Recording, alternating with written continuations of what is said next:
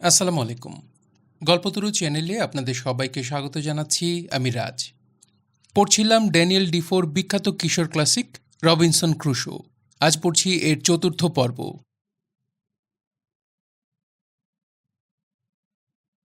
22শে April. আজ সকাল থেকে কাজে লাগলাম, কিন্তু সে এক নতুন সমস্যা। যন্ত্রপাতি যা ছিল সাথে, তার তো বড়ই বেহাল অবস্থা। যেমন করাত বা কুড়ুল। এতদিন তা দিয়ে কেটেছি অজস্র শক্ত কাঠ, তাতে ধার গেছে নষ্ট হয়ে। এখন সবই বলতে গেলে ভোঁতা। তাই দিয়ে কি আর পারা যায় নতুন করে গাছগাছালি কাটা? তাই সর্বপ্রথম দরকার সেগুলোকে শান দেওয়া। কিন্তু দেব কিভাবে? যাতা একটা আছে ঠিক, কিন্তু তাতে তো ধার দেবার উপায় নেই। নতুন একটা কোনো পথ বের করতে হবে। হবেই, এবং সেটাই আমার সব কাজের প্রথম কাজ। তখন বিস্তর ভাবনা চিন্তা করে দুদিন খেটে তৈরি করলাম একটা চাকা। সেটা পাথরের, তাতে ফুটো করলাম। তারপর দড়ি গলিয়ে নিলাম মাঝখান দিয়ে। খুব একটা ভারী না, আবার বড়ও না, প্রান্তদেশ মসৃণ। বসে দুপায়ের আঙুল দিয়ে দড়ি বেঁধে পাক খাইয়ে মোটামুটি সেটা বেশ ঘোরানো যায়। তখন হাত দুটো থাকে আলগা, তাতে কুড়ুল কোরাত বা ছুরি নিয়ে স্বচ্ছন্দে ধার দেওয়া যেতে পারে। বলতে দ্বিধা নেই, এ ধরনের যন্ত্র সম্পূর্ণ আমার নিজেরই মগজ খাটিয়ে তৈরি। আগে কোথাও কোনোদিন দেখিনি, বা নিজের হাতে তৈরি করব যে কখনো, তাও ভাবিনি। নেহাত অবস্থার চাপে পড়ে করতে হলো। বলা যায় আমার উদ্ভাবনী ক্ষমতা এখানে মৌলিক আবিষ্কারের পথ ধরল। 28শে ও 29শে এপ্রিল। দুদিন ধরে শানলাম আমার যাবতীয় কাজের সরঞ্জাম। শান দেবার বস্তুটা বেশ চমৎকার কাজ করছে। 30শে এপ্রিল। রুটির সঞ্চয় একটু একটু করে কমে আসছে। আজ সময় নিয়ে ভালো করে হিসেব কষে দেখলাম, যা পড়ে আছে তাতে আমার আর কতদিন চলতে পারে। মোটমাট কমতির পথে এটা ঘটনা। সেক্ষেত্রে আপাতত বেশ কিছুদিন দৈনিক একখানা করে বিস্কুট ছাড়া আমার আর সঞ্চয় থেকে এক কোনা খাবারও গ্রহণ করা উচিত নয়। 1 মে সকাল। আনমনার রোজকার অভ্যেস মতো তাকিয়েছি একবার সমুদ্রের দিকে। দেখি কুলের কাছে জলের উপর কি যেন একটা ভাসছে, দেখতে যেন একটু বড় সড়ো। গেলাম ছুটতে ছুটতে। দেখি একটা পিঁপে, আশেপাশে কয়েকখানা কাঠের টুকরো। মোটমাট ঝড়ের দাপটে যে ভাসতে ভাসতে এখানে এসে ভিড়েছে, এটা স্পষ্ট বোঝা যায়। ভেতরে বারুদ ঠাসা, তবে জল ঢুকেছে চুইয়ে চুইয়ে। তাতে শুকিয়ে খটখটে হয়ে গেছে বারুদ। তবু বারুদ তো, সে যে অবস্থায় থাকুক, তার একটা ব্যবহারিক মূল্য অবশ্যই আছে। তাই ঠেলতে ঠেলতে পিঁপে নিয়ে এলাম কুলে, ডাঙায় তুললাম। যাক, শান্তি। এটাকে নিয়ে যাব আমার তাঁবুতে। আর অবাক করা কাণ্ড, দেখি পাহাড়ের আড়ালে ডাঙা থেকে প্রায় 2-2.5 মাইল দূরে আমাদের জাহাজটাও বালিতে মুখ গুজে পড়ে আছে। তবে কি এখানেই ছিল এতদিন? আমি দেখতে পাইনি? হয়তো তাই। প্রায় 2 ফুট মতো বালির মধ্যে ডোবানো। ভাঙচুর হয়েছে, তবে খোলটা আস্ত আছে। আর বালিতে বোঝাই। সে যে কত বালি! ঢেউ এসে তুলে দিয়ে গেছে পরতে পরতে বালির স্তূপ। তাতে চট করে দূর থেকে বোঝাও যায় না ওটা জাহাজ। কি করি এখন? যেতে যে ভারী মন চাইছে জাহাজের কাছে, কিন্তু অনেকটা যে জল, আগের মতো আর কি সম্ভব হবে? হোক অসম্ভব, তবু যাবই যাব। নতুন আস্তানা গড়ার প্রয়োজনে অনেক কিছু এখন আমার দরকার। দেখা যাক তার কতটা পারি জাহাজ থেকে নিয়ে আসতে। কিন্তু যাব যে জাহাজে, রাস্তা কোথায়? চতুর্দিকে যে জল। পাটাতনে উঠব, তারও তো উপায় নেই। বালিতে যে গোটা পাটাতন বোঝাই। তবে কি নিরুদ্যম হয়ে ফিরে যাব? মোটেই না। কোনো জিনিসে হতাশ হওয়া আমার অভ্যাসের বাইরে। যাব সাঁতার কাটতে কাটতে জাহাজের কাছে। ওই অবস্থাতেই বালি সরিয়ে ওঠার পথ তৈরি করব। ভেঙে চুরে খুলে নিয়ে আসব যা পারি, যতটুকু পারি। মোটমাট কোনো কিছুই এবার আর ফেলে আসব না। যা পাই তাতেই আমার লাভ। যা আনব তাইতেই আমার নতুন আস্তানা করার কাজ হবে। 3রা মে। আজ কাজে হাত দিলাম। করাত নিয়ে এসেছি সঙ্গে। কাটলাম মস্ত বড় একটা খুঁটি। অবশ্যই তার আগে বালি সরিয়ে নিয়েছি। সেটা কাটতে ভিতরে বেশ খানিকটা ফাঁকা জায়গা দেখা গেল। তবে বালি সেখানেও আছে অল্প বিস্তর। চেষ্টা করলে এই ফোকর দিয়ে খোলের মধ্যে ঢোকা যাবে, কিন্তু চেষ্টার সুযোগ আর হলো না। জল বাড়তে শুরু করেছে। আমি সাঁতার কেটে খুঁটিটাকে ভাসাতে ভাসাতে কুলে এসে উঠলাম। 4 মে। মাছ ধরতে গিয়েছিলাম, একটাও ওঠেনি। সমস্ত পরিশ্রম আমার বৃথা। ধরা ঝক্কিও বটে। বড়শি তো নেই, শুধু খানিকটা মোটা সুতো, তাতে টোপ বেঁধে ফেলে দিই জলে, তাই খায়। আলটপকা টান মারলে শটান উঠে আসে কুলে, অনেকগুলো আবার ফসকেও যায়। তবে যা পাই তাতে আমি খুশি। কাজ চলে যায়। শুকিয়ে রাখি রোদ্দুরে, পরে কখনো কখনো শিকার না পেলে চিবিয়ে খাই, মন্দ লাগে না। হ্যাঁ, ভালো কথা, আজ মাছ ধরতে গিয়ে মস্ত একটা ডলফিন দেখেছি। 5ই মে, আজ ফের জাহাজে। আবার একটা খুঁটি কাটলাম।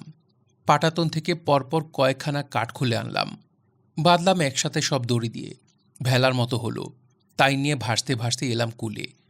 ঢেউ বাড়ছে। 6ই মে, আজ অনেকগুলো লোহার বল্টু খুলে ফেললাম। আমার খুব কাজে লাগবে। লোহার পাতও অনেকগুলো পাওয়া গেল। আজ খুব পরিশ্রম গেছে। ফিরে এলাম বেলা থাকতে থাকতে আস্তানায়। 7ই মে, জাহাজে গেলাম, কিন্তু কাজের ইচ্ছে নিয়ে নয়। কেমন যেন একটা সকাল থেকেই গা এলানো ভাব। গিয়ে দেখি বাতাস আর ঢেউয়ের ঝাপটায় আমার কেটে নেওয়া খুঁটি বরাবর সব ভেঙে চুরে ডাই হয়ে পড়ে আছে। সেটা অবশ্যই আমার পক্ষে খুবই মঙ্গল। পরিশ্রমের আর তেমন দরকার হবে না। আর খোলের ভিতরটাও এখন পরিষ্কার দেখা যাচ্ছে। সেখানে থই থই করা জল আর নিচে বালির স্তূপ। 8ই মে, আজ পাটাতনের সব কাঠ খুলে নিয়ে আসব, সেই মন নিয়ে গেছি খুব সকাল সকাল। কিন্তু সব আনা হয়ে উঠল না। লোহার আংটা ছাড়িয়ে খুলতে পারলাম মোটে খান কতক। সেগুলোই পরপর দড়ি দিয়ে বেঁধে ভেলার মতো ভাসাতে ভাসাতে কুলে নিয়ে এলাম। 9ই মে, কটা আংটা এমনই করা, কিছুতেই পারলাম না ভাঙতে। সে যে কি পরিশ্রম সারাদিন। শীষের সেই পাতটার দিকে চোখ পড়ল, প্রচণ্ড ভারী। কিভাবে যে নিয়ে আসবো সেটাই সমস্যা। 10 থেকে 14ই মে, সব কাঠ প্রায় নিয়ে আসা হলো। আর বিস্তর লোহার নাট বল্টু আংটা, সব মিলে ওজন প্রায় 200-300 হন্দর। 15ই মে, দুটো হাত কুড়োল নিয়ে আজ জাহাজে গেলাম। শীষের পাতটা আজ কেটে আনতেই হবে, কিন্তু কাটব কিভাবে? জলের নিচে যে ডোবানো, প্রায় 1.5 ফুট মতো জল। কিছুতেই পারলাম না জল ভেদ করে কুড়োলের ঘা মারতে। 16ই মে, কাল রাতে ঝড়ের খুব দাপাদাপি গেছে। সকালে উঠে বেরোলাম শিকারে। পায়রা ধরতে মিথ্যে অনেকখানি সময় নষ্ট। ফিরে এসে দেখি জল বাড়তে শুরু করেছে। এ অবস্থায় জাহাজে যাওয়ার চেষ্টা করা বৃথা, তাই আর গেলাম না। 17ই মে, ঢেউ ভাসিয়ে এনেছে বিস্তর কাঠ, পড়ে আছে বালির উপর, কিন্তু সে প্রায় 2-2.5 মাইল দূর। গেলাম হাঁটতে হাঁটতে সেখানে, কিন্তু অসম্ভব ভারী। বয়ে আনা আমার মতো মানুষের পক্ষে সম্ভব নয়, তাই আনা আর হয়ে উঠল না।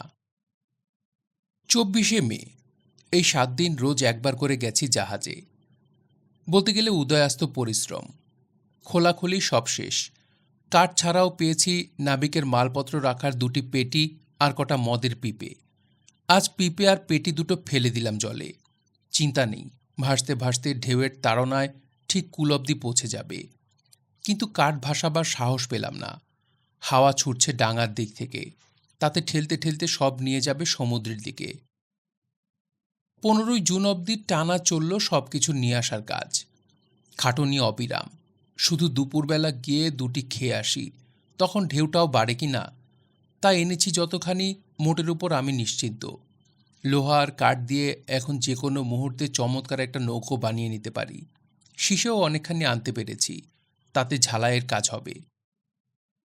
16ই জুন, আজ একটা মস্ত বড় কাছিম দেখলাম। ইয়া বিরাট। আগে কখনো কাছিম এতদ অঞ্চলে দেখিনি। আছে বিস্তর, সেটা এপারে নয়, পাহাড় পেরিয়ে ওদিকে। ইচ্ছে হলে দিনে 100-200 অবধি ধরা যায়।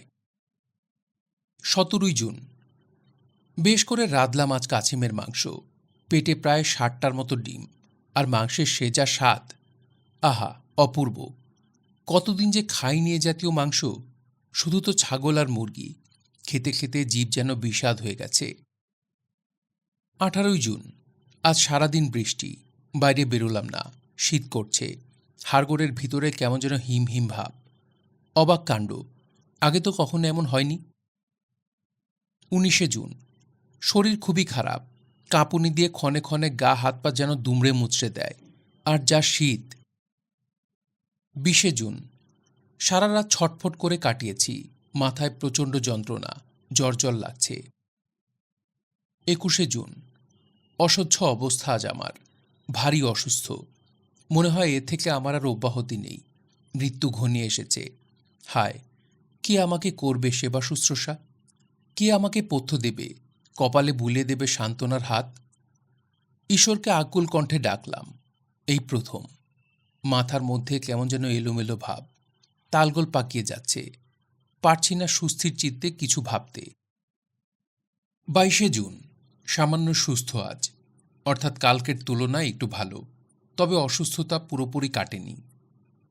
23 জুন, আজ আবারও প্রথম দিনের মতো অবস্থা, কাঁপুনি আর সেই সাথে শীত, মাথার যন্ত্রণাও ভীষণ। 24 জুন, আজ অনেকটা ভালো। 25 জুন, কাঁপুনি দিয়ে জ্বর এলো, 7 ঘন্টার মতো বেহুশ হয়ে পড়ে রইলাম। কখনো শীত, কখনো গরম, আর দরদরিয়ে স্রোতের মতো ঘাম। 26 জুন, একটু ভালো, একটু কেন বলি, অনেকটা। খিদে পেয়েছে, কিন্তু খাবার বলতে মজুদ যে কিছুই নেই। বন্দুকটা নিলাম, কিন্তু ভীষণ দুর্বল, হাঁটতে যেন পা ভেঙে আসে। ছাগল মারলাম একটা, বই নিয়ে আসা সে যে কি কষ্ট। ঝলসে নিলাম, খানিকটা দিয়ে একটু ঝোল মতো করার ইচ্ছা ছিল, কিন্তু রাখার যে পাত্র নেই। 27 জুন, আজ আবার সেই কাঁপুনি দিয়ে জ্বর, ঠায় শুয়ে সারাদিন বিছানায়। খিদে খুব, কিন্তু খাবো যে কিছু সে সামর্থ্যটুকুও নেই। জল পিপাসাও প্রচণ্ড, কিন্তু ঘরে যে জল নেই। যেতে হবে সেই বাইরে, জল আনতে হবে, তারপর খাবো। যাব কিভাবে? আমার কি ওঠার শক্তি আছে? শুয়ে শুয়ে শুধু ঈশ্বরকে আকুল কণ্ঠে ডাকি, প্রভু, আমাকে বাঁচাও, আমাকে শক্তি দাও, আমাকে দয়া করো। 2-3 ঘন্টা শুধু এই আকুল প্রার্থনা, তখন বেহুশ ভাব। আমার ঘুম ভাঙল তখন মাঝরাত, গলা শুকিয়ে কাঠ, কিন্তু বেশ ভালো লাগছে।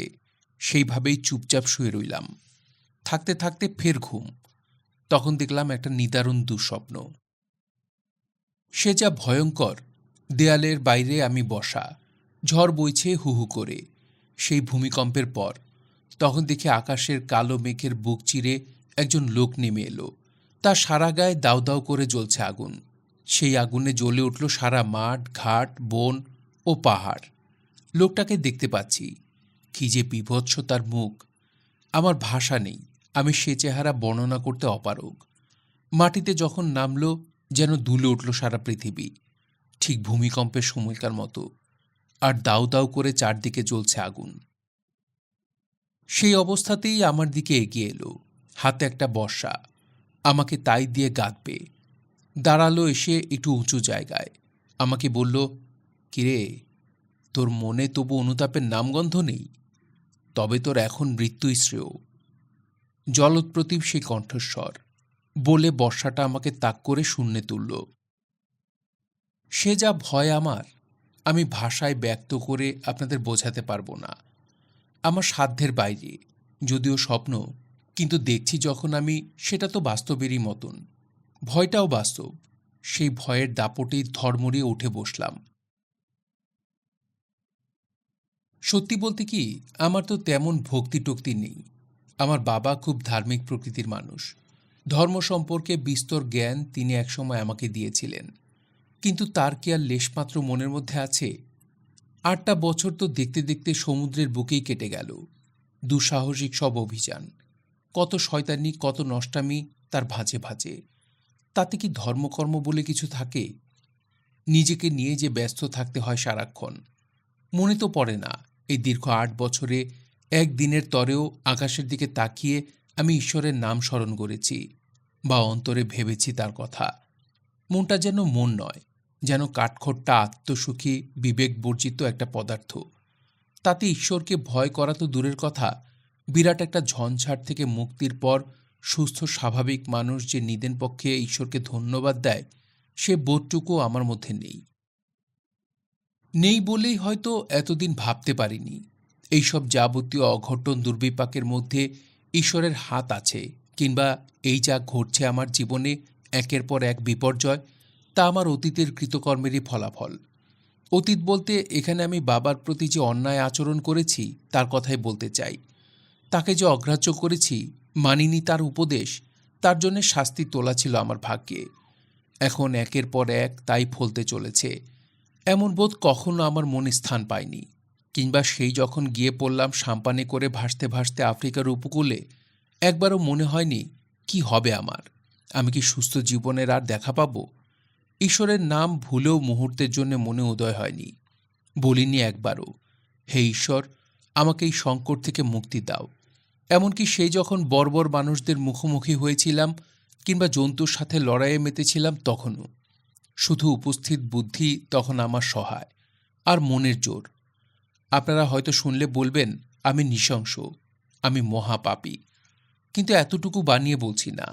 উপস্থিত বুদ্ধি আর মনের জোর যদি নৃশংসতা হয়, তবে এছাড়া অন্য কারো উপর আমি সেই মুহূর্তে ভরসা করতে পারিনি।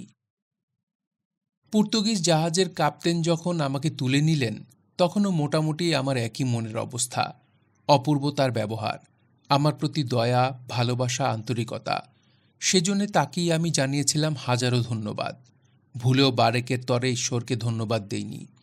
ফের যখন জাহাজডুবি হয়, যখন অনিবার্য মৃত্যুর কবল থেকে আমি বেঁচে এই দ্বীপে এসে উঠি, তখনও ঈশ্বরের কথা এক লহমার জন্যও আমার মনে উদয় হয়নি। বরং নিজেকে ভেবেছি আমি মন্দ ভাগ্য, এবং তার জন্য সম্পূর্ণত নিজেকেই আমি দোষী সাব্যস্ত করেছি। ডাঙায় ওঠার পর চিত্রটা অন্যরকম। আমি সেই প্রথম বুঝতে পারলাম আমার সহযাত্রীরা সকলেই হত, কেবল একলা আমিই বেঁচে আছি। তখন এক অদ্ভুত বিস্ময় বোধ আমার মধ্যে, বা আনন্দের অপ্রাকৃত এক অবস্থা। আর কেউ হলে একে ঈশ্বরের মহান অবদান বলে চিহ্নিত করতে কালক্ষেপণ করতেন না। আমি সেটা পারিনি, আমার পক্ষে সম্ভব হয়নি। বিহ্বল ভাব কাটিয়ে তখন আমার মধ্যে ভীষণ এক আনন্দের ভাব। আমি যে জীবিত, এটা আমার কাছে তখন অনেকখানি। এটা প্রায় প্রতিটি নাবিকের ক্ষেত্রেই সাধারণ ঘটনা। জাহাজ নিরাপদে তীরে ফেরার পর সবাই এভাবেই আনন্দ প্রকাশ করে থাকে। তখন আর নিজেকে ছাড়া অন্য কারো কথাই মনে আসে না। আমার ক্ষেত্রেও স্বাভাবিকভাবে ঈশ্বরের কথা মনে আসার সুযোগ হয়নি, এমনকি পরেও না। এই যে বিজন দ্বীপে আমার নির্বাসন, এই যে জনমানবের সঙ্গে সংযোগবিহীন একক একাকী এই জীবন, যার থেকে হয়তো সারা জীবন আমার মুক্তি নেই, নিস্তার নেই, কই, তার জন্য তো ঈশ্বরকে আমি কখনো ডাকিনি। বরং কিভাবে স্বাভাবিক করতে পারি একে, কিভাবে বেঁচে বর্তে সুস্থ হয়ে থাকতে পারি, সেটাই আমার মধ্যে প্রবল হয়ে দেখা দিয়েছে। আমার বাঁচাটাই এখন প্রধান ব্যাপার। তার জন্য ঈশ্বরের সাহায্য বা দূর থেকে তার অনুপ্রেরণা পাবার কোনো প্রয়োজন আমি বোধ করিনি। আর ওই যে যখন প্রথম ফেলে দেওয়া শস্যকণা থেকে গাছ গজালো প্রথমবার, আমি ঈশ্বরের নাম হয়তো করেছি, কিন্তু তেমন একটা আহামরি ভাবে নয়। প্রথম প্রথম ব্যাপারটা আমার মনে আদৌ কোনো রেখাপাত করতে পারেনি। সেটা হয়েছে পরবর্তীকালে। তখন এর মধ্যে অলৌকিক যে একটা কিছু আছে, আমি তাই ভাবতে শুরু করেছি।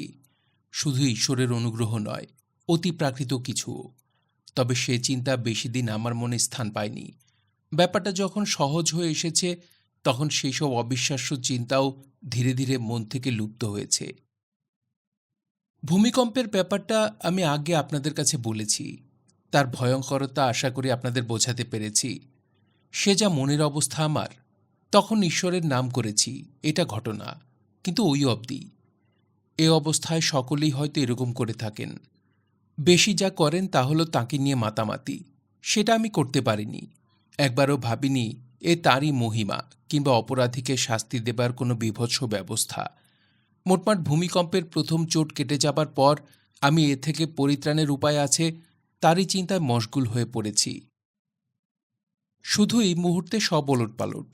এই যে অসুস্থ আমি, ভীষণ দুর্বল, পারি না হাঁটতে কি চলতে, পারি না প্রচণ্ড তৃষ্ণা পেলেও জল নিয়ে আসতে। এখন এই দুর্বল মুহূর্তে বারে বারে মনে পড়ছে আমার পুরনো দিনের কথা। নিজেকে অপরাধী বলে ভাবতে মন চাইছে। ঈশ্বরের কাছে বারবার প্রার্থনা করছি, হে ঈশ্বর, আমাকে বাঁচাও, আমাকে দয়া করো। এটা সম্পূর্ণ আমার স্বাভাবিক চিন্তার বাইরে, এবং এর জন্যে সম্পূর্ণ দায়ী আমার অসুস্থতা।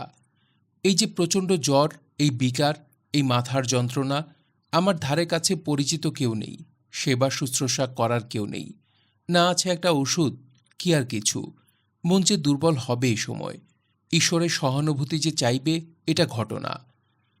আমার মুখ, চোখ, মন, ষষ্ঠ ইন্দ্রিয় যে আমার নিয়ন্ত্রণের বাইরে, সব তালগোল পাকিয়ে আছে মাথার মধ্যে। মরার কথাটা বারবার ঘুরে ফিরে চিন্তার মধ্যে পাক খাচ্ছে। ঠোঁট যে এ সময় অসহিষ্ণু হয়ে ঈশ্বরকে ডাকবে, এটা তো স্বাভাবিক। প্রভু, আমাকে এই দুর্গতির হাত থেকে রক্ষা করো। প্রভু, দুঃখী মানুষ আমি। প্রভু, আমার অসুখ না সারলে আমি আর বাঁচব না, মারা যাব। তুমি আমাকে নীরোগ করো। আর চোখ ফেটে বেরোয় জল, সেও তো নিয়ন্ত্রণের বাইরে। এক্ষেত্রে আমি মানুষটা কী বা করতে পারি? আর ঘুরে ফিরে বারে বারে মনে পড়ে বাবার উপদেশের কথা। আমাকে বারবার সাবধান করেছিলেন যেন আমি বোকার মতো সমুদ্র যাত্রায় না যাই, এভাবে ভাগ্য পরিবর্তনের যেন চেষ্টা মাত্র না করি। এতে ঈশ্বরের দয়া লাভে আমি বঞ্চিত হব। কিছুতেই পারব না একক চেষ্টায় আমার দুর্দশা থেকে মুক্ত হতে। সত্যি তাই। আমি চিৎকার করে মাঝে মাঝে আপন মনে বলে উঠি, হ্যাঁ বাবা, তোমার কথা অক্ষরে অক্ষরে সত্য প্রমাণিত হয়েছে। ঈশ্বরের করুণা আমি লাভ করতে পারিনি। কেউ নেই এই দুর্বিদেশে যে আমাকে সাহায্য করে, একটা দুটো পরামর্শ কি বুদ্ধি দেয়। আমি তোমার সদুপদেশ কর্ণপাত করিনি। আমি নির্বোধ, আমি মূঢ়, আমি পাপী। আমি তোমার কথা শুনলে সুখে স্বাচ্ছন্দ্যে স্বদেশে জীবিকা নির্বাহ করতে পারতাম। আমার কোনো দুঃখ থাকতো না। সব হেলায় পায়ে ঠেলে ঝাঁপিয়ে পড়েছি আমি অজানার ডাকে। এখন শুধু তার জন্যে আক্ষেপ আর অনুতাপ। এছাড়া আমার আর করার কিছুই নেই। কেউ নেই আমাকে এতটুকু সাহায্য করার। আমি একা, সম্পূর্ণ একা। আমি দুঃখী। ঈশ্বর, তুমি আমাকে দয়া করো। প্রার্থনা বলতে এটাই প্রথম। বহু বছরের মধ্যে এই প্রথম আমি দয়া ভিক্ষা করে ঈশ্বরকে তলব করলাম। কিন্তু সে কথা থাক, আমি আবার আমার দিনপঞ্জিতে ফিরে আসি। 28শে জুন। মোটামুটি ঘুম ভালোই হয়েছে। আজ অনেকটা সুস্থ। উঠে পড়লাম বিছানা ছেড়ে সকাল সকাল। গতরাতের দুঃস্বপ্নের ঘোর এখনো পুরোপুরি কাটেনি, তবু মন অনেক প্রফুল্ল। জোর পাচ্ছি এখন অনেকখানি। কেমন যেন বিশ্বাস কাল আর জ্বর হবে না। আপাতত পেট ভরাবার মতো কিছু দরকার। যদি ফের কোনো কারণে অসুস্থ হই, তার জন্য জোগাড় তো রাখতে হবে। তবে সবার আগে চাই জল। একটা বোতলে করে পাশের ঝর্ণা থেকে জল নিয়ে এলাম। মদের বোতল খুলে খানিকটা মদ মিশিয়ে নিলাম জলে। এটা এখন আমার দরকার। চাঙ্গা হতে হবে সবচেয়ে আগে। কিন্তু খালি পেটে খাওয়াটা তো উচিত নয়, তাই খানিকটা মাংস নিলাম। সেই ছাগলের মাংস। ঝলসে নিলাম। মুখে দিতে মুখটা যেন বিষাদ। ইচ্ছে করছে না খেতে। বোতল থেকে খানিকটা তরল ঢেলে দিলাম গলায়। একটু সুস্থ লাগছে। তখন হাঁটলাম একটুখানি। ভারী দুর্বল শরীর, টাল খেয়ে পড়ে যায় বারবার। ফের সামলে নিই। আর মন দুঃখে ভরে ওঠে। শুয়েই রইলাম। আতঙ্কটা ফের একটু একটু করে মনের আনাচে কানাচে ফিরে আসছে। হয়তো কাল আমার ফের জ্বর হবে। নির্ঘাত। তখন উপায়? মৃত্যু কি আসন্ন? রাত্রে কটা কাছিমের ডিম আগুনে ঝলসে খেলাম। হাঁটলাম খানিকটা। কষ্ট। বন্দুকটা হাতে নিলাম। যেন ভীষণ ভারী। বসে পড়লাম মাটিতে। চাঁদ উঠেছে। সমুদ্রপৃষ্ঠ দেখা যায়। ছবির মতো নীল, শান্ত, নির্বাক সমুদ্র। নানান ভাবনা ঘুরপাক খেয়ে বেড়াতে লাগলো মনে। আচ্ছা, এই যে পৃথিবী এবং এই যে সমুদ্র, কোথা থেকে এর জন্ম? আমরাই বা এলাম কোথা থেকে? আমাদের জন্মের পিছনে শুনি আছে এক অলৌকিক শক্তি। তারই মধ্যে এই জগৎ, এই সমুদ্র, এই সব কিছু। তিনি কে? এর একটি উত্তর, তিনি সর্বশক্তিমান ঈশ্বর।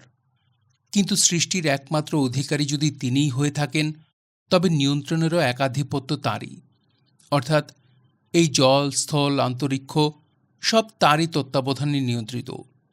সেক্ষেত্রে নিয়ন্ত্রণ বিষয়ে নিশ্চয়ই তার কোনো সুনির্দিষ্ট নির্দেশিকা আছে, এবং যদি সত্যি হয় তবে জগতে কিছুই তার অজ্ঞাতসারে ঘটতে পারে না। সেটাকে যদি সত্যি বলে মেনে নিই, তাহলে এই যে আমি এখানে, এই অজানা অখ্যাত দ্বীপে, এটা আর কেউ না জানুক, তিনি ঠিকই জানেন। আমার ভয়াবহ অবস্থা সম্পর্কে সঠিকভাবে তিনি অবহিত, এবং যদি ধরে নেই তার নির্দেশ ভিন্ন কোনো কাজ হবার সুযোগ হয় না, তবে এই যে আমি এখানে, এটাও তার নিজেরই নির্দেশে। এ তো অবধি বলতে গেলে নির্ভুল চিন্তা, নিজের কাছে নিজেরই একের পর এক প্রশ্ন। একে প্রতিবাদ করার শক্তি বা সাহস আমার নেই। তবে একটি সান্ত্বনা, যা করেন তিনি জীবের মঙ্গলের জন্যই করেন। সেক্ষেত্রে আমার এই নির্বাসনের পিছনেও নিশ্চয়ই কোনো মঙ্গলের সম্ভাবনা আছে। কি সেই মঙ্গল? যদি তার অমোঘ নির্দেশেই সব ঘটনা ঘটে থাকে, তবে কি সেই নির্দেশ? এবং কেন সেই নির্দেশ তিনি দিলেন? কি করেছি আমি যে এই নির্দেশ আমার উপর বর্তাবার সুযোগ হলো? সঙ্গে সঙ্গে নিজেকে সামলে নিয়েছি আমি। এ প্রশ্ন করার অধিকার আমার নেই। ঈশ্বরের উপর খবরদারি করতে পারে কোন মূর্খ? যেন জবাবটাও সাথে সাথেই পেয়ে গেলাম। কে যেন ভিতর থেকে বলে উঠল, হতভাগা, তোর এত বড় সাহস! কি করেছিস তুই জানতে চাস? তবে নিজেকেই নিজে প্রশ্ন কর, জবাব পাবি। তোর তো আগেই সংহারের অবস্থা হয়েছিল, মনে নেই সে কথা? ইয়ারমাউথে ঝড়ের পর সেই মর্মান্তিক অবস্থা, তার মধ্যেও তোকে বাঁচিয়ে রাখলাম। ভুলে গেলি সেই কাহিনী? জলদস্যুরা জাহাজ দিল তছনছ করে, কত মানুষ মারা পড়ল, তুই রইলি জীবন্ত। তোর লজ্জা হয় না? আফ্রিকার উপকূলে হিংস্র জন্তুর মুখে মরতে মরতে তুই বেঁচে গেলি। এখানেও তো একই হাল, ডুবে মরতিস তোর সাথীদের মতো। একমাত্র তোরই জীবন রক্ষা পেল। এত কিছুর পরেও ফের জবাবদিহি চাস?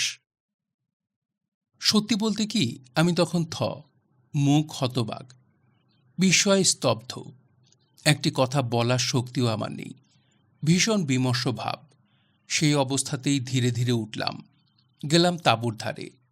ঘুমোবো এবার, কিন্তু ঘুম যে ছুটি নিয়েছে চোখ থেকে। চেয়ারে বসলাম, আলো জ্বাললাম। ভয় করছে খুব। মনের মধ্যে অদ্ভুত একটা আতঙ্কের ভাব। যদি ফের আমার জ্বর হয়, যদি কাল আবার পড়ি বেহুশ হয়ে। তখন মনে পড়ল ব্রাজিলের কথা। অসুখ বিসুখ হলে সেখানে সকলে তামাক খায়, তাতেই নাকি সব রোগ সেরে যায়। তামাক তো খানিকটা আমার সাথেও আছে, কিছুটা তার শুকনো, কিছুটা কাঁচা। দেখা যাক না, যদি কোনো উপকার পাই। সে যেন ঈশ্বরেরই অদৃশ্য নির্দেশ। উঠলাম ঘোরগ্রস্ত মানুষের মতো, পেটি খুললাম। এই তো তামাক। পাশে জাহাজ থেকে আনা সেই কখানা বই, তার মধ্যে বাইবেলও আছে, সেটাও নিলাম, সঙ্গে তামাক। তারপর ফের এসে বসলাম চেয়ারে। তামাকে কি সারে, কতটুকু সারে আমার জানা নেই, তবু এটুকুই ভরসা, খেয়ে দেখতে হবে আমাকে। সারবে যে এটা নির্ঘাত। একটা পাতা মুখে ফেলে চুষতে লাগলাম। সে যা তেজ! মুহূর্তে যেন টলতে লেগেছে আমার মাথা, সঙ্গে সারা শরীর। কাঁচা পাতা কিনা, তাই তেজ পাকা পাতার চেয়েও বেশি। এদিকে আমি তো আর তামাক টামাকে অভ্যস্ত নই। তখন আরও খানিকটা নিয়ে সেই বোতলের তরলে ভিজিয়ে রাখলাম। তা প্রায় ঘন্টা 2 মিশল তেজ। এবার এক অনুপাত এই বোতল থেকে খাবো। এটা আমার ওষুধ। খেলাম তাই। শুকনো পাতাটা নিয়ে আগুনের কাছে ধরলাম। দেখি ঝাঁঝ বেরোচ্ছে। তখন নাকটা এগিয়ে নিলাম পাতাটার কাছে। ভক করে খানিকটা ধোঁয়া ঢুকলো নাকে। সরালাম না। মোটমাট যতক্ষণ সহ্য হয় আমি ঘ্রাণ নেব, দেখি ফল কি দাঁড়ায়। বাইবেল ততক্ষণে খুলে ফেলেছি, পড়তে শুরু করলাম। কিন্তু মাথা যে এখন দেখি টলে যায়। সেই তামাক পাতা চুষে খাওয়ার ফল। পারছি না পড়ার দিকে মন বসাতে। বই কিন্তু খোলা। ঘুরে ফিরে চোখে পড়ে শুধু একটা মাত্র ছত্র, বিপদের দিনে আমার স্মরণীয়। আমি তোমার পরিত্রাতা, আমাকে মহিমান্বিত করবে তুমি। প্রতিটি শব্দ, প্রতিটি অক্ষর গভীর তাৎপর্যে মণ্ডিত হয়ে আমার হৃদয় স্পর্শ করল। অপূর্ব সঙ্গীতের মতো শ্রুতি কানের পর্দায় অনুরণন সৃষ্টি করে। কিন্তু সব কথা কি ঠিক? আমার বাস্তব অবস্থায় প্রতিটি কথার কি মূল্য আছে? যেমন, আমি তোমার পরিত্রাতা, কিন্তু কিভাবে তিনি ত্রাণ করবেন আমাকে এই অদ্ভুত পরিবেশ থেকে? এ কি আদৌ সম্ভব? আমি তো আশার লেশমাত্র দেখতে পাই না। তবে কেন এই প্রবঞ্চনা? সে যাই হোক, রাত বাড়ছে। ঝিম মেরে আছে মাথার মধ্যে। তামাকের প্রতিক্রিয়া আমি স্পষ্ট বুঝতে পারছি। ঘুম পাচ্ছে। শুয়ে পড়লাম। আলো নেভালাম না। জ্বলুক, যদি রাত্রে কখনো উঠি দরকার লাগবে। কি মনে হতে ফের উঠে বসলাম শয্যা ছেড়ে। হাঁটু গেড়ে বসলাম। করিনি এমন কোনো দিন। আজ ভারী ইচ্ছে করছে। প্রার্থনা করব আজ।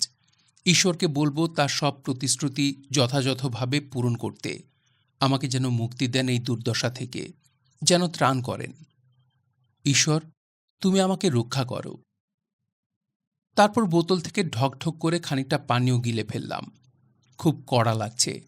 তামাকটা মিশেছে বেশ চমৎকারভাবে। মনে এবার বেশ জোর পাচ্ছি। আমার আর ভয় নেই, নেই কোনো দুর্ভাবনা। এবার শুয়ে পড়লাম। সঙ্গে সঙ্গে ঘুম, গভীর গাঢ় নিদ্রা। ভাঙতে ভাঙতে সেই বিকেল। তখন ৩টে প্রায় বাজে। ঝলমল করছে রোদ। তবে পরে চিন্তা করে দেখেছি, পরদিন নয়, ঘুম ভেঙেছে তারও পরের দিন। অর্থাৎ ঘুমিয়েছি আমি মোট ১.৫ দিন ১ রাত। নইলে কি করে আমার একটা দিন হিসেব থেকে কমে যায়? পরে হিসেব মেলাতে গিয়ে এটা নজরে পড়েছে। ঘুম ভাঙতে আমি তো পুরোপুরি সুস্থ। কি যে তাজা লাগছে শরীর। ভিতরে বেশ একটা খুশি খুশি ভাব। মনও প্রফুল্ল। কাজ করতে উৎসাহ লাগছে। আর খিদে পেয়েছে ভীষণ। মোটের উপর সুস্থ লোকের যা যা হয় তাই। আমার হিসেব মতো সেটা ২৯ তারিখ। পরদিন যথারীতি বন্দুক নিয়ে বেরোলাম। শরীরে তেমন ক্লান্তি নেই। মোটের উপর সুস্থ স্বাভাবিক আমি। বেশ ভালো লাগছে। তবে বেশি দূর যাবার দরকার হলো না। পথে দেখি একটা মুরগি, মারলাম। পরে আরও একটা, তাকেও প্রাণ দিতে হলো। নিয়ে এলাম তাঁবুতে। কিন্তু রাত্রে আজ আর ইচ্ছে করছে না। তখন কাছিমের ডিম ছিল কটা, তাই খেলাম। বেশ লাগছে খেতে। ওষুধ বানালাম আরও একটা বোতল। সেই মদ, তাতে তামাক, মিলেমিশে তামাকের আরক। খেলাম একটুখানি, অর্থাৎ অনুপান মতো। তবে কাঁচা পাতা চিবিয়ে বা চুষে খেলাম না। তামাকের ধোঁয়াও নিলাম না আজ। জানি না সেই জন্যে কি না পরদিন, অর্থাৎ ১লা জুলাই শরীর আবার গোলমাল করল। সেই অসুস্থ ভাব, তবে ততটা প্রবল নয়। হিমহিম ঠান্ডা ভাব আছে, কিন্তু তার দাপট প্রথম দিনের মতো ততটা নয়। ২রা জুলাই ওষুধ চলছে। অনুপান আগের তুলনায় আরেকটু বাড়িয়েছি, প্রায় ২ গুণ। মাথায় ঝিম ধরা ভাবটা আছে। ৩রা জুলাই সুস্থ বলতে পারি না, তবে ঝিমঝিম ভাব, বেহুশ মতো অনেকটা। ওষুধের ক্রিয়া কিনা কে জানে। শরীরের তাগত আজ কম। পরিপূর্ণ বল ফিরে পেতে আরও অনেক দিন লাগবে এটা জানি। তবে এই ২ দিন ধরে সমানে বাইবেলের সেই লাইনটা ফিরে ফিরে আমার মনে ঘুরপাক খাচ্ছে, আমি তোমার পরিত্রাতা। অসার অহেতুকই বাক্য, তবু একে কেন্দ্র করে মনের গভীরে কোথায় যেন আশার এক চিলতে আলো দেখতে পাই। কে জানে, হয়তো ত্রাণ পেলেও পেতে পারি, উদ্ধার পেতে পারি সংকট থেকে। কিন্তু কি সেই উপায়? মোটমাট প্রশ্রয় দেই না একদম। চিন্তা এলেই মন থেকে দূর করে দেই। যা অসম্ভব তাকে নিয়ে কি আর অহেতুক কল্পনা বিলাস ভালো? তবে পুরোপুরি কল্পনাই বা বলি কি করে? কোনোরকম ত্রাণ কি আমি পাইনি? সংকট থেকে এতটুকু মুক্তি কি পরিত্রাণ? এই তো অসুখ হয়েছিল আমার। নেই কেউ কাছে যে একটু সেবা করে বা দেখাশোনা করে। ঈশ্বরই তো অদৃশ্য দুহাতে আগলে রেখেছেন আমাকে সারাক্ষণ। সংকট থেকে মুক্তি দিয়েছেন। অসুস্থতাকে কেন্দ্র করে মনে যে ভয়ের জন্ম হয়েছিল, তা থেকে তিনি তো আমাকে উদ্ধার করেছেন। সে ভয় এখন আমার মনে কোথায়? পাশাপাশি পারিনি তো আমি তাকে গৌরবান্বিত করতে। অন্তত এইসবের জন্যে একটু কি ধন্যবাদ প্রাপ্য ছিল না তার? আমি এমনই অবোধ, পারিনি তাকে ধন্যবাদ দিয়ে মুখ উজ্জ্বল করতে। মরমে মরে যাওয়া যাকে বলে, আমার অবস্থা ঠিক তাই। হায় হায়, এ আমি কি করেছি? অমনি বসে পড়লাম হাঁটু গেড়ে প্রার্থনায়। নিজের অন্যায়ের জন্যে মার্জনা ভিক্ষা করলাম। সরবে জানালাম ধন্যবাদ। মনটা এতক্ষণে হালকা লাগছে। ৪ঠা জুলাই সকালে বাইবেল খুলে বসলাম। গভীর মনোযোগে শুরু করেছি পড়া। এবার থেকে নিয়ম করে সকালে রাত্রে আমি বাইবেল পড়বই। কেউ পারবে না আমাকে এই নিয়ম থেকে চ্যুত করতে। তা ওই এক গোল, যেই শুরু করি অমনি মন অনুতাপে দগ্ধ হয়। মনে পড়ে সেই বিকট দর্শন স্বপ্নের কথা। সেই ভয়ঙ্কর মানুষ, হাতে তার বর্শা। আমারই বুক লক্ষ্য করে উদ্যত। বলছে, এত সবের পরেও তোর মনে একটু অনুতাপ নেই? ঈশ্বর, তুমি আমাকে অনুতাপ দাও। আমি যেন আমার কৃতকর্মের জন্যে অনুতপ্ত হতে পারি। এই ভাবি সারাক্ষণ। আমার দুচোখ অধীর আগ্রহে পাতার পর পাতা, ছত্রের পর ছত্র পড়ে যেতে থাকে। পড়তে পড়তে হঠাৎ থমকে গেলাম একটা জায়গায়। অনুতাপ পারে মানুষকে মহান করতে, ঈশ্বরকে মহান করতে, রাজাকে সম্মানের আসনে উন্নীত করতে। অমনি ছুঁড়ে ফেলে দিলাম বই। আর পড়তে মন চাইছে না। মনে এখন গভীর উল্লাস। আমি হাঁটু গেড়ে বসে আকাশের দিকে দুহাত তুলে ধরলাম। প্রভু, তুমি আমাকে অনুতাপ দাও। আমার মন দুঃখের তাপে জর্জরিত করো। তুমি মহান ত্রাতা। অনুতাপে দগ্ধ হয়ে আমি তোমাকে আরও মহান করব। এ আমার অন্তরের প্রার্থনা। এমনভাবে ঈশ্বরকে আর কখনো ডাকিনি। আমার বাস্তব অবস্থার সঙ্গে মিলিয়ে আমার অতীত, আমার ভবিষ্যৎ সব কিছুরই সঙ্গে মিশ খাইয়ে এ এক অনবদ্য অপরূপ স্বর্গের সুষমা মাখা প্রার্থনা। আমার দৃঢ় বিশ্বাস ঈশ্বরের প্রার্থনার প্রতিটি শব্দ শুনতে পেয়েছেন। নতুনভাবে এখন থেকে সবকিছু আমি বুঝতে পারছি। এতদিনে আমি তোমার পরিত্রাতা কথাটির সারমর্ম আমি অনুধাবন করতে পারছি। এ আর কিছুই নয়। মানুষ যে জীবনের বিভিন্ন ক্ষেত্রে বন্দী হয়ে পড়ে তার নিজস্ব ভুলভ্রান্তির গহ্বরে, এ তারই থেকে ত্রাণ। দ্বীপ আমার কাছে কারাগার, আমি জানি। সেখানে আমি বন্দী, তাও আমার অজ্ঞাত নয়। কিন্তু সে বন্দিত্ব আমার কাছে বড় নয়। তার চেয়ে বড় হলো আমার নিজের চেতনা, আমার অতীতের ভুল ত্রুটি, পাপ, অন্যায় প্রভৃতির কাছে দাসত্ব। এর হাত থেকে মুক্তি তো আসল মুক্তি। তবে না মন আমার শুদ্ধ হবে, পাপ স্খলন হবে। সেটাই মানুষের কাম্য। মনকে শুদ্ধ করাই সবচেয়ে বড় ব্যাপার। আমি বন্দিদশা থেকে ত্রাণ পাবার আগে চাই নিজেকে শুদ্ধ করতে। কিন্তু সে অনেক পরের কথা, অনেক গভীর, অনেক তাৎপর্যে ভরা চিন্তা। সেটা আপাতত স্থগিত থাক। আমি ফিরে আসি আবার আমার বিবরণীতে। মনের দিক থেকে এখন আমি অনেকটা মুক্ত, যদিও অবস্থার খুব একটা হেরফের এখনো হয়নি। যেমন পরিবেশে ছিলাম তাই আছি, তবুও ভাবতে পারি এখন স্বচ্ছন্দে। জীবনের প্রতিটি বিষয়ে ঈশ্বরের হাতের ছোঁয়া দেখতে পাই, যেন তারই নির্দেশে আমার প্রতিটি পদক্ষেপ। তাকে অগ্রাহ্য করে এক পা চলার শক্তি আমার নেই। রোজ পড়ি তার নির্দেশনা, বলি, প্রার্থনা করি। মন উন্নীত হতে চলেছে প্রকৃতির ঊর্ধ্বে, অচেনা অজানা এক জগতে। তাতে অসীম তৃপ্তিবোধ। জানি না কোন সে দেশ, কী সে স্থান, তবু ভাবতেও চমৎকার লাগে। আমার শরীরে একটু একটু করে হৃত বল আবার ফিরে আসছে। সম্পূর্ণ সুস্থ বলতে যা বোঝায় তাই। যা চাই আমি সবই এখন মোটামুটি পেয়ে থাকি। জীবনের গতিও এখন অনেকটা স্বাভাবিক। ৪ থেকে ১৪ জুলাই অবধি প্রধান কাজ আমার নিয়মিত বন্দুক নিয়ে বেরিয়ে পড়া। খুব একটা দূর অবধি যেতে পারি না, এখনো পুরো তাগদ ফিরে পাইনি। তবে রোজই একটু একটু করে বাড়ায় যাতায়াতের সীমা। তাতে সুস্থতা একটু একটু করে ফিরে আসে। আগে হলে জানি না এইভাবে করতাম কি না। অবশ্য সে প্রশ্ন আসে না, কেননা আগে তো আমি ভয়ের কবলে কখনো পড়িনি। মোটমাট কী করতে হবে, করা উচিত, সেটা এখন ঠিকঠাক অনুধাবন করতে পারি। এটাই লাভ। মন মুক্ত হলে পারে বোধহয় মানুষ এমন করতে। মাঝে মাঝে কাজ একটু নিয়ম ছাড়া হলে ভিতরে ভিতরে কাহিল লাগে, তবে সে মুহূর্তের জন্যে। মনে স্থান দিই না সেসব ভাবনা। আশা যে মনে এখন বিস্তর, আশাই আমাকে তাড়িয়ে নিয়ে বেড়ায়। এরই মধ্যে কতগুলো জিনিস আমি বুঝতে পেরেছি। বৃষ্টি আমার একদম সহ্য হয় না, বিশেষ করে ঝড় বৃষ্টি, বজ্রপাত সহ শুকনোর দিনের বৃষ্টি। ভিজলে নির্ঘাত আমার শরীর খারাপ হবেই। বরং সেপ্টেম্বর অক্টোবরের বৃষ্টি অনেক ভালো। ঝড় বিদ্যুতের বালাই নেই। ঝরঝর করে খানিকটা ঝরে, তারপর শেষ হয়। বছরে এখানে 2টো বর্ষাকাল। 10 মাস তো হলো আমি আছি এই দ্বীপে। মুক্তির চিন্তা আর করি না, স্থানও দিই না মনে। মুক্তি আমার নেই এটাই ধরে নিয়েছি। আমি বোধহয় প্রথম মানুষ যার পায়ের ছাপ এতদিনে এই দ্বীপে পড়ল। বোধহয় বলি কেন, এটাই ঠিক। আর কেউ এলে তার কোনো না কোনো চিহ্ন আমার ঠিকই নজরে পড়ত। তবু একটা কাজ এখনো বাকি, তা হলো খুঁটিয়ে খুঁটিয়ে দ্বীপটাকে একবার পর্যবেক্ষণ করা। এবং সে কাজে 15 জুলাই থেকে লেগে পড়লাম। প্রথমে যাব খাঁড়ির দিকে। আমার ভেলা এনে ওখানেই প্রথম ভিড়িয়েছিলাম। হাঁটতে হাঁটতে চলে গেলাম মাইল 2। দেখি ঢেউ এদিকটায় কম, নদীটাও এদিকে খুবই সংকীর্ণ। কুলকুল করে বয়ে চলেছে আপন খেয়ালে। জল এখন হাঁটু সমান।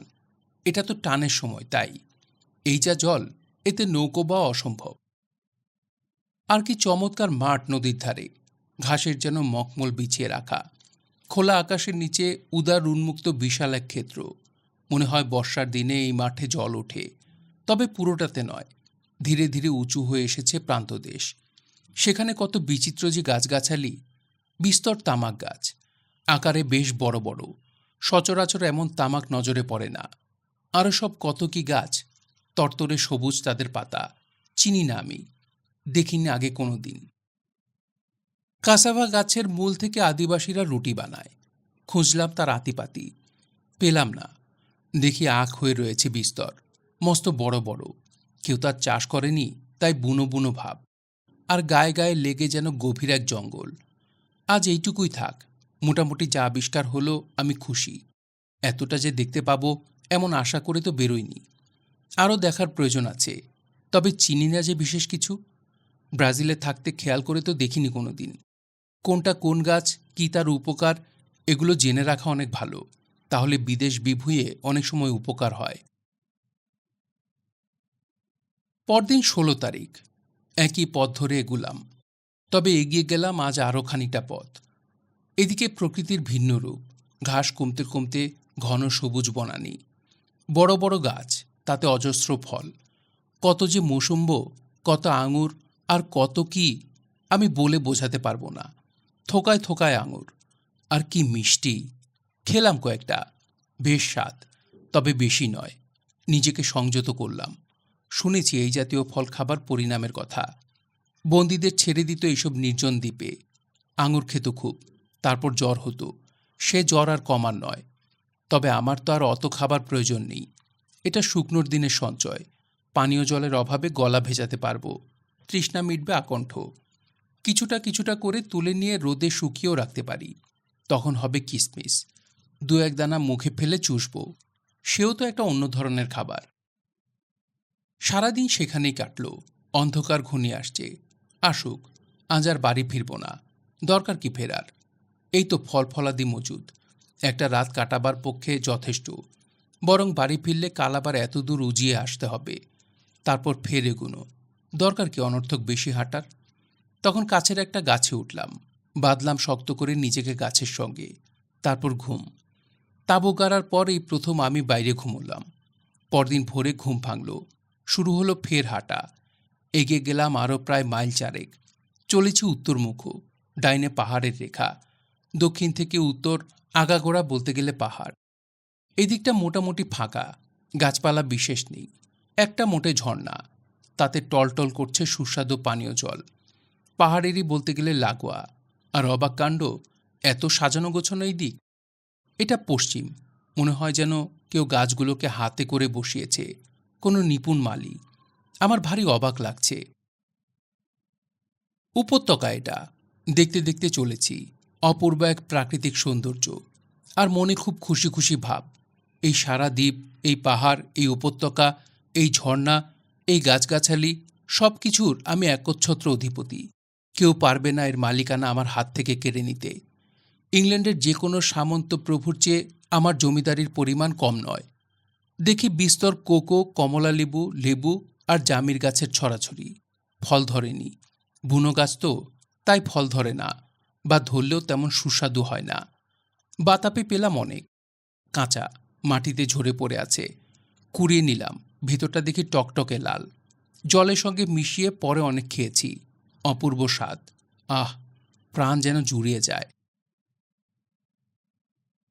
এবার ফেরার পালা, সঙ্গে বিস্তর বাণিজ্যের পসরা। বাণিজ্যই বলবে কে, না অন্য কিছু। আঙুর প্রচুর, সেই সাথে বাতাবি, আর বিস্তর মৌসুম্বি লেবু, কিন্তু নেই কিভাবে। তখন টাল দিয়ে সাজিয়ে রাখলাম পাশাপাশি, নিলাম অল্প স্বল্প, যতটা পারা যায় জামায় বেঁধে। থাক আজ বাকিটা এই অবস্থায়, কাল আসবো থলি নিয়ে, তাইতে করে সব নিয়ে যাব। প্রায় 3 দিন পর বাড়ি ফিরলাম। সে যা আনন্দ আমার, তাঁবুটাকেই আপাতত বাড়ি বলতে শুরু করেছি। আর সেই গুহা, এসে দেখি আঙুরগুলো সব পচে গেছে, পাকা তো ছিল খুব, বেঁধেছি জামায় শক্ত করে। সে চাপ আর সহ্য করতে পারেনি। বাতাবি আর মৌসম্বির কোনো বিকার নেই, তবে দুঃখ এই, এত বড় বড় ফল পারিনি একসাথে অনেকগুলো আনতে। পরদিন 19 তারিখ, গেলাম ফের, সঙ্গে 2টো থলি। অবাক কাণ্ড, পৌঁছে দেখি কাল যে টাল দিয়ে সাজিয়ে রেখে গিয়েছিলাম ভাগে ভাগে ফল, কে যেন দিয়েছে সব তছনছ করে, লণ্ডভণ্ড বলতে যা বোঝায়, ঠিক যেন দাবাদাবি করে পায়ে পিষে দলিয়ে দেওয়া।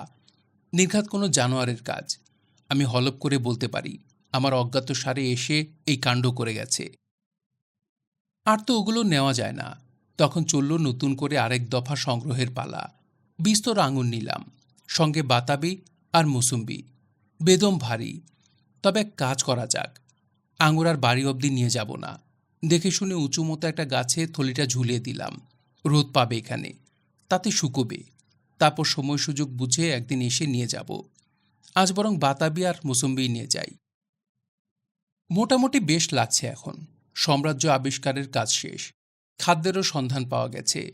এখন নতুন করে আস্তানা গড়ার সমস্যা। কোথায় করি সেটা? মন ছুটে যায় পশ্চিমের সেই অংশে, সাজানো বাগানের মতো সেই যে দিক। ইচ্ছে করে ফাঁকা মাঠে তাঁবু গেড়ে সুস্থির হয়ে বসবাস করি, কিন্তু তাতে সমস্যা অনেক। প্রথমত মালপত্র টেনে নিয়ে আসা এক ঝামেলা।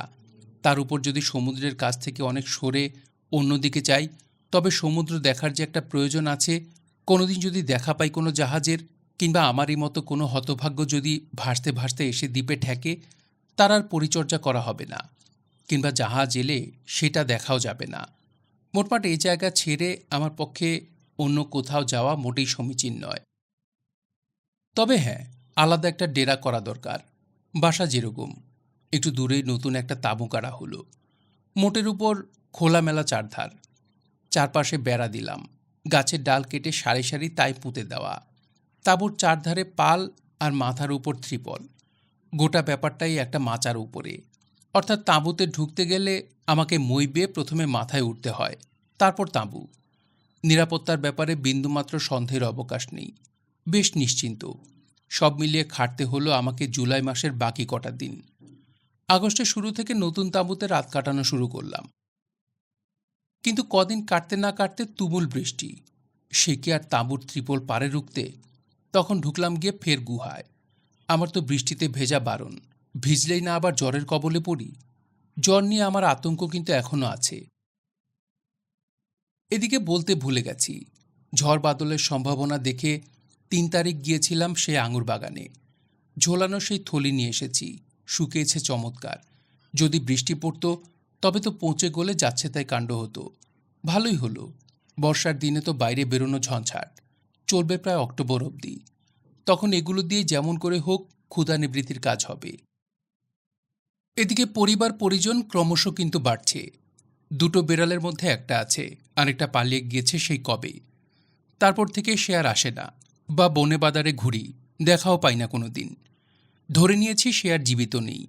ওমা, দেখি বর্ষা পড়তে না পড়তে শ্রীমতী বিড়ালটি 3-3টা বাচ্চা সমেত গটগটিয়ে শটান গুহায় এসে হাজির।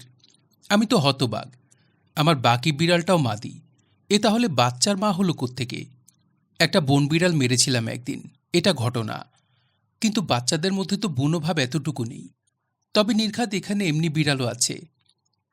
দেখতে না দেখতে বছর 2-এর মধ্যে গুহা আমার বেড়ালে বেড়ালে 6 লাভ। সমানে 2টোতে বাচ্চা বিয়য়। এদিকে পুরনো বাচ্চারাও ক্রমশ সাবালক হচ্ছে, তাদেরও পড়ে গেছে বাচ্চা দেবার ধুম। আমার তো ত্রাহি ত্রাহি হাল, তাড়িয়ে দিলেও যায় না। শেষে কটাকে মেরে ফেলতে বাধ্য হলাম। দূরে পার করে দিয়ে এলাম কটাকে, তবে যা শান্তি। 14ই আগস্ট থেকে 26 তারিখ অবধি সমানে বৃষ্টি, যেন মুহূর্তের জন্যও কামাই নাই। আমার তো বেরোনো একদম বন্ধ। বাপরে বাপ, ভুলেও আর বৃষ্টিতে ভিজি। এদিকে খাবারের আকাল। তখন বাধ্য হয়ে বৃষ্টি একটু থামতে বেরিয়ে পড়লাম। একবার নয়, মোট 2বার। একদিন মারলাম একটা ছাগল, আর একদিন আস্ত এক কাছিম। সঙ্গে কিসমিস তো আছেই, তোফা ব্যবস্থা। সকালে ঝলসানো ছাগলের মাংস, সঙ্গে 1 মুঠো কিসমিস। বিকেলে কখনো মাংস, নয়তো কাছিমের ডিম। রান্না করার উপায় নেই, কেননা বাটি নেই একটাও আমার সাথে। যদি থাকতো তবে ঝোলটোল যা হোক রেঁধে কদিন বেশ দারুণ আয়েশ করা যেত। তাই বলে বসে নেই চুপচাপ। বসে থাকলে হাত আমার নিষ্পিস করে। গুহাটাকে একটু একটু করে বড় করছি, খুঁড়ছি রোজ। একদিন দেখি খুঁড়তে খুঁড়তে শটান বাইরে এসে উঠেছি, আমার বেড়াটা ছাড়িয়ে আরেকটু ওপাশে। ভালোই হলো, এটাকে এবার থেকে দরজা বলে ব্যবহার করব। তবে বেড়ার বাইরে হলো দরজাটা, এটাই যা একটু দুশ্চিন্তা। মুখ আলগাতে হবে, নইলে এভাবে খোলামেলা রেখে নিশ্চিন্তে তো আর ঘুমানো যায় না। জীবজন্তুর ভয়টাই সবচেয়ে বড় কথা। তবে তেমন কিছু হিংস্র জন্তু নেই বলেই আমার বিশ্বাস। এতদিনে দেখেছি মোটে কটা ছাগল আর ভাম। এছাড়া অন্য কিছু আছে বলে তো মনে হয় না। শুনছিলেন ড্যানিয়েল ডিফোর ক্লাসিক উপন্যাস রবিনসন ক্রুশো। পড়ছিলাম এর ৪র্থ পর্ব। আপনাদের কাছে উপন্যাসটি কেমন লাগছে তা অবশ্যই কমেন্ট করে জানাবেন, এবং ভালো লাগলে একটি লাইক করবেন, চাইলে শেয়ার করে অন্যকে শোনার সুযোগ করে দিতে পারেন। আর অবশ্যই যারা এখনও আমাদের চ্যানেলটি সাবস্ক্রাইব করেননি তারা অবশ্যই চ্যানেলটি সাবস্ক্রাইব করবেন এবং আমাদের সাথে থাকবেন। সবাই ভালো থাকবেন, সুস্থ থাকবেন এবং গল্পতরুর সঙ্গেই থাকবেন। ধন্যবাদ।